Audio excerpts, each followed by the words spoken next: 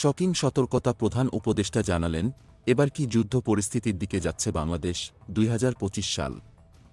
বাংলাদেশ কি এমন এক বিপদের দিকে এগোচ্ছে যা আমরা কল্পনাও করতে পারিনি? প্রধান উপদেষ্টা ডক্টর মুহাম্মদ ইউনূস এক আতঙ্কজনক সতর্কবার্তা দিয়েছেন। তিনি বলেছেন, এ বছরটি দেশের জন্য অত্যন্ত গুরুত্বপূর্ণ। আমাদের যুদ্ধ পরিস্থিতির মতো প্রস্তুত থাকতে হবে।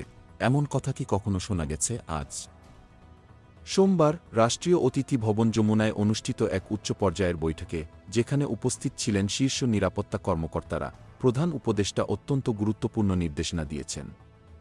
তিনি বলেন, নিরাপত্তা বাহিনীকে সর্বাধুনিক প্রযুক্তি ব্যবহার করে যে কোনো পরিস্থিতি দ্রুত মোকাবিলা করতে হবে। এটি কি ইঙ্গিত দেয় যে কিছু মারাত্মক ঘটনা ঘটতে যাচ্ছে? তিনি আরও জানিয়েছেন, আমাদের একটি কমান্ড সেন্টার স্থাপন করতে হবে, যেখানে পুলিশের সাথে সব নিরাপত্তা সংস্থা সমন্বিতভাবে কাজ করবে। এর মানে কি যে দেশের নিরাপত্তা সংকট খুবই নাজুক? প্রধান উপদেষ্টা এমনকি বলেছেন, আমাদের যুদ্ধ পরিস্থিতির মতো সতর্ক থাকতে হবে। আইনশৃঙ্খলা বিঘ্নিত করার জন্য যে কোনো চেষ্টা প্রতিহত করা হবে।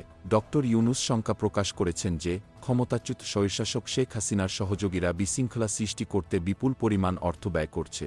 তাহলে কি দেশে বিশাল অস্থিরতা সৃষ্টি হতে পারে? তিনি আরও বলেছেন, এমন বিভ্রান্তিকর তথ্যের বিরুদ্ধে সবাইকে যুদ্ধ করতে হবে। এছাড়া তিনি বিশেষ নির্দেশনা দিয়েছেন, ধর্মীয় সংখ্যালঘুদের উপর হামলা প্রতিহত করতে হবে, কারণ আমাদের আন্তর্জাতিক ভাবমূর্তি খারাপ হতে পারে।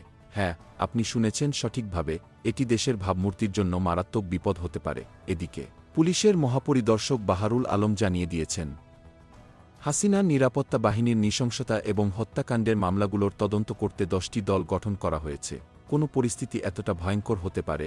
অন্যদিকে বাহারুল আলম জানিয়েছেন, ইন্টারপোলের কাছে শেখ হাসিনার বিরুদ্ধে রেড নোটিশ জারি করতে অনুরোধ করা হয়েছে।